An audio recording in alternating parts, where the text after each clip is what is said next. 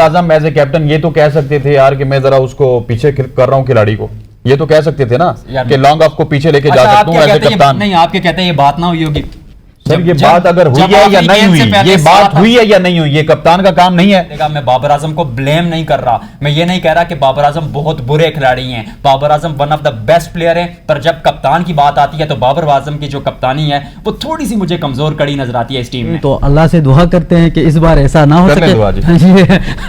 अल्हम्दुलिल्लाह रब्बिल आलमीन वल आकिबतुल मुत्तकीन। अस्सलाम वालेकुम नाज़रीन, औसाफ डिजिटल के साथ मैं हूं अताउर रहमान। नाज़रीन, आपको बताऊं कि पाक भारत टाकरा होने जा रहा है और दुनियाई क्रिकेट का सबसे बड़ा ये मैच है। इस पे आज के इस प्रोग्राम में बात करेंगे। बात करने के लिए हमारे साथ मौजूद है senior sport journalist Hasnain Liaqat Sahab और इसके साथ साथ अहमद हसीब साहब हमारे साथ मौजूद है, जिनको क्रिकेट का डॉक्टर भी कहा जाता है। तो सबसे पहले हम हसनैन भाई के साथ बात करेंगे।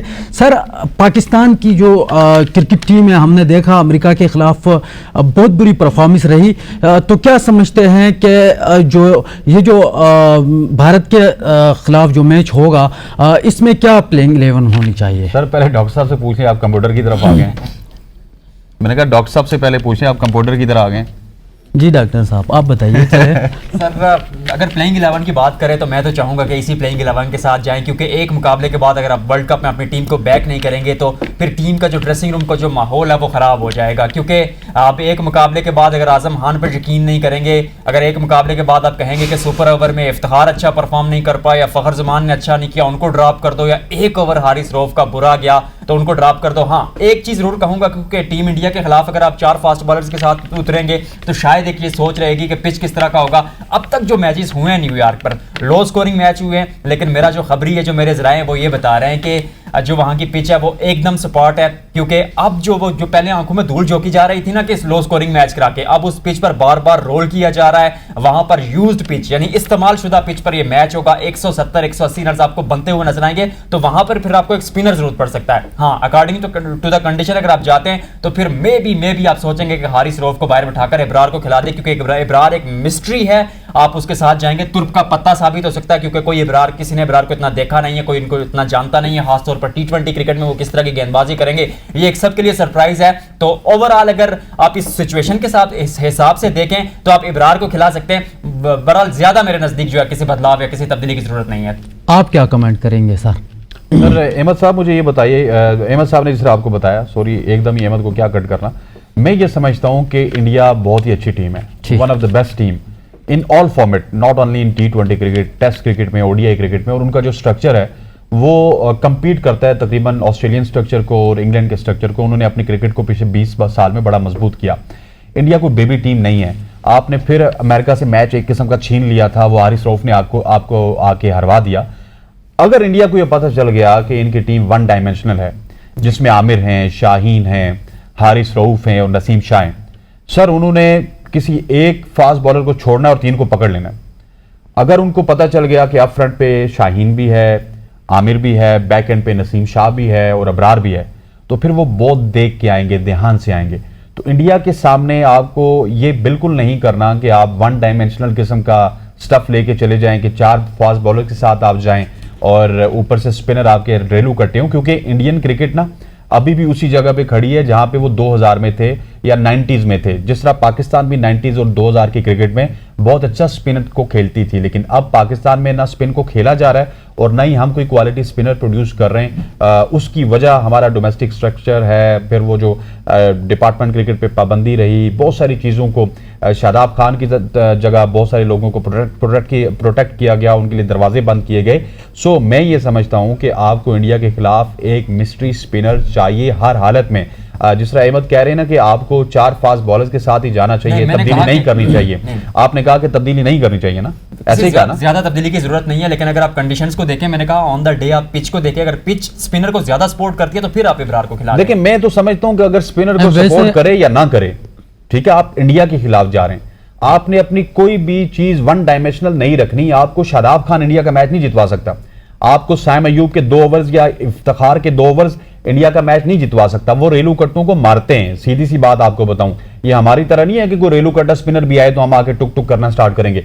उनकी टीम में कुलदीप, चहाल, अक्षर पटेल, जाडेजा जैसे स्पिनर मौजूद है जो उनको प्रैक्टिस करवाते हैं अजीम भाई, और वो उनको प्रैक्टिस कर करके ना तो उन्होंने इनकी दुर्गढ़ बना देनी है अगर यहाँ पे कोई क्वालिटी स्पिनर इब्रार की तरह का ना हुआ। अहमद हसीब भाई वैसे भी इब्रार को बहुत सपोर्ट करते हैं, मैंने पहले भी प्रोग्राम देखे हैं। सर आप ये बताएं कि भारत का कौन सा ऐसा प्लेयर है जिससे पाकिस्तान को सबसे ज्यादा खतरा होगा इस मैच में? विराट कोहली।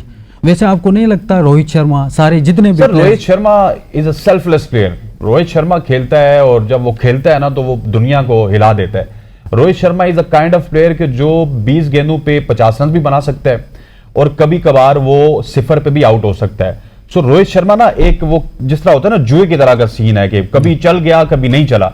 लेकिन विराट कोहली बड़े मैच का खिलाड़ी है। ऑलरेडी उसने पिछले मैच में आयरलैंड के खिलाफ परफॉर्म नहीं किया और जब भी वो एक मैच में परफॉर्म नहीं करता तो उसने अगले मैच में परफॉर्म करना होता है। So Virat Kohli is a big threat for Pakistan. And also अगर वहां पे कोई और तब्दीली होती है, हमने देखा जायसवाल को उन्होंने नहीं खिलाया, अगर कोई यंग गन आती है ना तो हमें अक्सर उनकी यंग गन ही वो हमें धुलाई करना स्टार्ट कर देती है। सो अगर यंग गन्स में से कोई बंदा भी हमारी धुलाई कर सकता है, लेकिन विराट कोहली को हमें देखना होगा। अगर विराट कोहली को हम कंट्रोल नहीं करेंगे तो विराट कोहली 2022 का आपको वर्ल्ड कप याद होगा, उससे पहले उनकी पाकिस्तान के खिलाफ परफॉर्मेंसेज याद होंगी।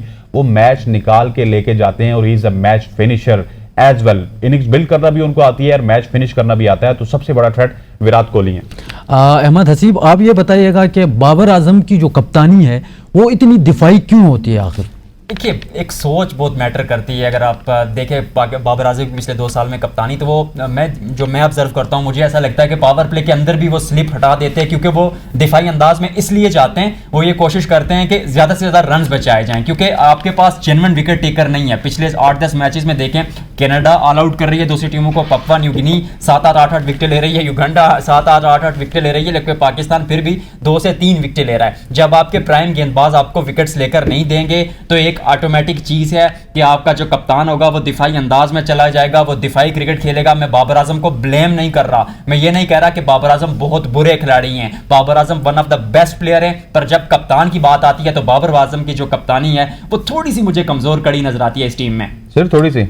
देखिए थोड़ी सी इसलिए कहूंगा क्योंकि हसनैन पिछले मुकाबले में भी आप देखें ना तो आखिरी ओवर में हारिस रऊफ ने 15 रन दे दिए, 3 गेंदों पर 12 रन दरकार थे। अब बाबर आजम की इसमें उतनी गलती नहीं है सिवाय आखिरी गेंद को कि आपने मिड ऑफ ऊपर लिया हुआ था। अब बाबर आजम ने तो उनको ये नहीं कहा कि फुल टॉस गेंदबाजी करें। सर बाबर आजम ने उनको ये तो नहीं कहा था, लेकिन Babar Azam as a captain ये तो कह सकते थे यार कि मैं जरा उसको पीछे कर रहा हूँ खिलाड़ी को, ये तो कह सकते थे ना कि लॉन्ग ऑफ को पीछे लेके जा सकता हूँ एज ए कप्तान। नहीं आपके कहते हैं ये बात ना हुई होगी सर, ये बात अगर हुई है या नहीं हुई, ये बात हुई है या नहीं हुई, ये कप्तान का काम नहीं है कि वो अपने आप को प्रोटेक्ट करे। उसको पता नहीं हारिस रऊफ का कि 2021 में क्या हुआ था, 2022 में क्या हुआ था, 2024 में क्या होने वाला है। शॉर्ट पिच गेंद पर छक्का लगा था ना, इस बार फ्रंट फुट गेंद पे छक्का चौका लगा सर जी। लेकिन सर ये कप्तान की जिम्मेदारी तो बनती है ना कि अपने सारे जो बॉक्सेस हैं वो टिक करना, क्योंकि हारिस रऊफ की जो यहाँ से है ना ये मेंटल स्ट्रेंथ है वो आपको पता है कि वो किस टाइम क्या करते हैं, तो यहाँ पे तो कप्तानी बनती थी ना। देखिए ठीक है, फिर क्रूशियल ओवर आपने वहां पे शादाब खान को दे दिया। इट साउंड्स रियली फनी, आप मेरी बात सुने। जब आखिरी गेंद से पहले जो बैठक हुई थी जिसमें रिजवान भी आगे आए थे, बाबर आजम ने भी बात की, आई एम श्योर उसमें बाबर आजम ने इस पे बात की होगी। मतलब ये तो किसी से आप पूछ लें कि लेकिन गलती तो हुई ना। नहीं गलती जरूर हुई, मैं बाबर आजम को एडवोकेट नहीं कर रहा, मैं ये नहीं कह रहा कि बाबर आजम का फैसला अच्छा था, लेकिन मैं कहता हूं कि जब आपके प्राइम गेंदबाज आपको डिलीवर करके नहीं देंगे, विकेटें आप शुरू से पावर प्ले में नहीं लेंगे, तो कप्तान आपका ऑटोमेटिकली डिफेंसिव मोड पे चला जाएगा।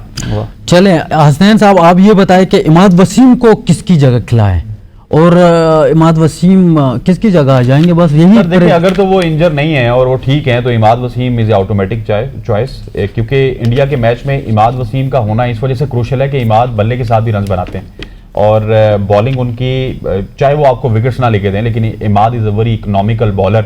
उनके जो फिगर्स हैं वो बड़े कफायत शारी के साथ रन्स देते हैं और एक ओवर में आप हार्डली देख लें कभी कभार ही इमाद वसीम को 10 से 12 रन पड़ेंगे, नहीं तो वो 8-9 रन में अपना ओवर खत्म कर लेते, कोई एक आध बहुत ही अच्छा करवा देते हैं। तो 4 फास्ट बॉलर्स को बैठा के पहली ऑप्शन तो आपके पास इमाद वसीम ही होगी as far as my sources are concern. लेकिन अगर Imad Wasim at the end of the day injury से बाहर नहीं आते तो फिर आपको इब्रार को मौका देना पड़ेगा। आजम खान की टीम में जगह बनती है या नहीं? क्योंकि सर अब ये तो अहमद ने भी आपको बताया ना कि ये वैसे खत्म हो गई कि जगह बनती है नहीं बनती। आप लेके गए, आपने पहला मैच खिलाया, आप अगर दूसरे मैच में ड्रॉप करेंगे तो ये मेरे हिसाब से आपकी गलती होगी। जो मैं और अहमद आपको बात समझाने की कोशिश कर रहे हैं ना सर, वो यही कर रहे हैं कि एक ही यहाँ पे लूप होल है जो इंडिया के खिलाफ हो सकता है कि आप एक स्पिनर ऐड कर सकते हैं। बाकी अगर आपने सैम को खिलाना है या आजम को बैठाना है या उस्मान को बैठाना है तो ये अजीबोगरीब सी बातें होंगी, इससे कोई फर्क नहीं पड़ना हमारी क्रिकेट में, क्योंकि कॉन्फिडेंस देने की बात होती है। इंडिया का मैच प्रेशर में है, जो पिछले 15-20 मैचेस में नहीं चल सका, वो बेचारा इंडिया के मैच में क्या चलेगा। वैसे हाई टाकरा है, बड़ा टाकरा है, ये हमेशा हम कहते हैं, और जब मैदान में हम उतरते हैं तो हमेशा की तरह हम मायूसी होते हैं। तो अल्लाह से दुआ करते हैं कि इस बार ऐसा ना हो सके। अल्हम्दुलिल्लाह रब्बिल आलमीन वल आकिबतुल मुत्तकीन। ये बताइए कि टॉस जीतकर पाकिस्तान को क्या करना चाहिए? आमीन आमीन, अल्लाह करे पाकिस्तान जीत जाए। टॉस जीतकर क्या करना चाहिए पाकिस्तान को? जो है बैटिंग करनी चाहिए या बॉलिंग? यार जो भी कप्तान है उससे मैं मशवरा करूंगा कि प्राइम मिनिस्टर से कॉल करके पूछ लें कि टॉस जीतकर क्या करना है।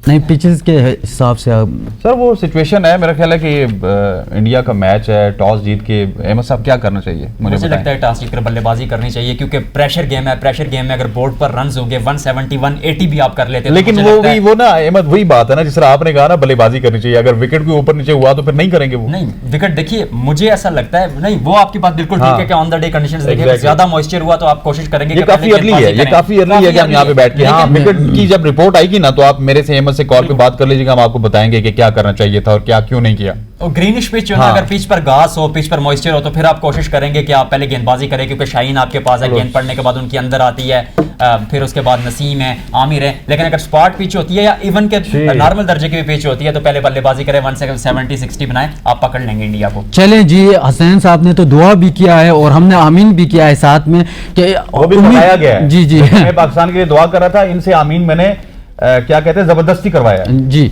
तो उम्मीद करते हैं कि पाक भारत जो मैच है इसमें पाकिस्तान जीतेगा और जो हमारी कौम है जो चाहती है वो हो जाएगा। और यह था आज का हमारे प्रोग्राम। इंशाल्लाह मिलेंगे एक और नए प्रोग्राम के साथ, तब तक के लिए मुझे अपने मेज़बान अता रहमान को दीजिए इजाज़त। अल्लाह हाफिज़।